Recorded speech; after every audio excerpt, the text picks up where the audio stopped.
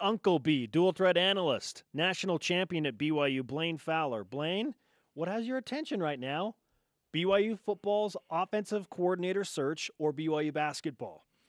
What really has my attention is you guys put me in this broken, low-down chair again, and when I'm lower than you guys, I can't focus on anything other than I feel like I'm inferior. Now, other than that, between those other two, living this life as a 5'11" quarterback for a long time. I know.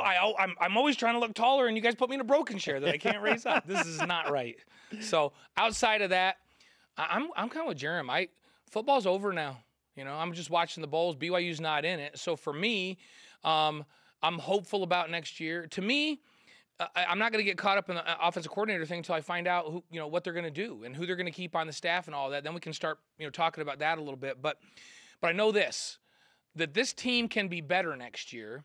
They need to win every game at home, and then a couple of those games on the road, and they're bowl bound.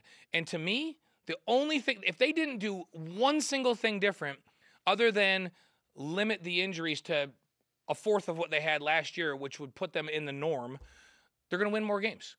I believe they'd been bowl eligible this year without all the injuries. And so they got to get to the root of what's causing this. They got to do whatever they have to do for injury prevention. They got to get guys healthy. And, I'm going to be excited about the same thing next year that I was excited about going into this year, the great core of tight ends that they have. Only this year, I'm going to say my prayers from now until then that they all stay healthy. Because that would change this offense dramatically. If you have Moroni healthy and Bushman back 15 pounds heavier, and everybody's eligible. If you get Joe Tukuafu eligible, and you should be good to go. Yeah, there's no reason he's not going to be now. So I look at that position group and I go, I don't even care who the OC is. You add that group healthy to this mix, and I'm very confident with how the offensive line is going to be. And the receivers are all a year older, and they're all back. This offense, it doesn't matter what they were changing. It's going to be significantly better, and therefore they win more games. And so I feel like they're back in the bowl business again next year. So I'm hopeful about that. But I'm ready. I'm ready to talk about this basketball team now because they've got me excited all of a sudden. Why? Why is that excitement being raised to another level? McKay Cannon. Who knew, man? Like my new favorite player on the team. Last week we're talking. We have no clue that the NCAA is going to say, "Okay, you're eligible now, and you can play." I texted Kyle Chilton last Wednesday, like, "Can he play tonight?" It's like, "Yeah." I was like, "Okay, cool." How about 20 minutes worth? Almost. And then the next game, 31 minutes. Yeah, and 17. And here, I love this story. Like you have to love a guy that drives over the shoot around to help his buddies out in his own car because he can't go on the team bus. And then they say to him, "Hey, go grab your stuff and come over and meet us at the hotel because you just got cleared and you're going to play tonight." So he's running the prep squad and shoot around, and then he's starring on the court that night. And but then he's like, "Can I get a reimbursement for gas?" Yeah. Hey, what can we do? Because I had to drive. Can I get a couple bucks? And so what I love about him is he brings kind of a steely toughness. He's a very experienced player, and he goes out there, and the moment doesn't faze him. Like I love how he was just talking smack. Yes, like fearless. He knocks down a three and turns around and looks at the UVU guards and goes, "That was for you guys."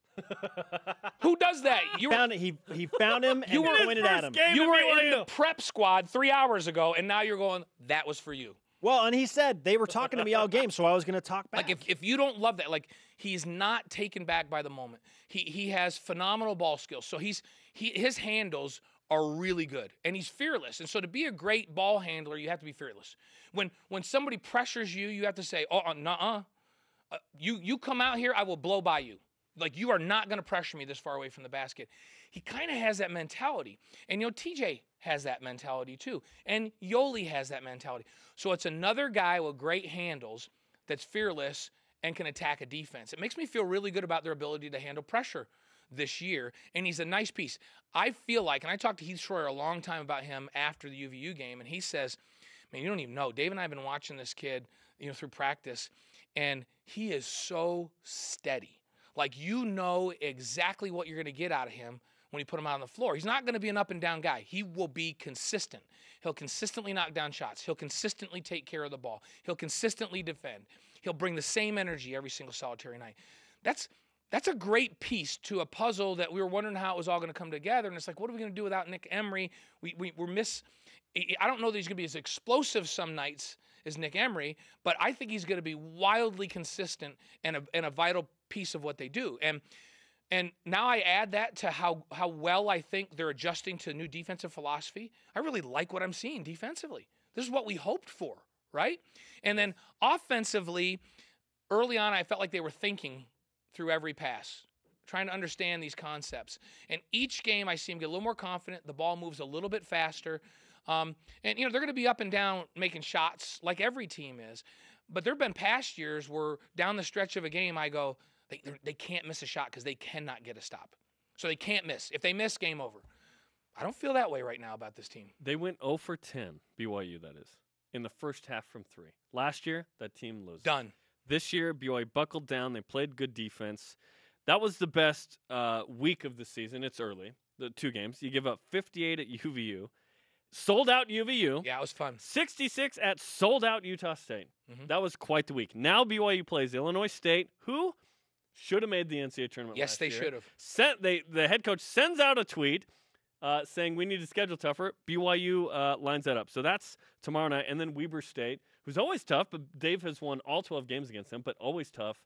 The McKay Cannon revenge game Saturday. The comeback tour. Homecoming game. Yeah. This is a big week again. Yeah, no, it is a big week, and I like what they've done, and I like that they've done. They played lights out defense at times on the road, and that's big because when you go on the road, even in the WCC, and they've lost these games against teams where you're going, how do they lose to that team?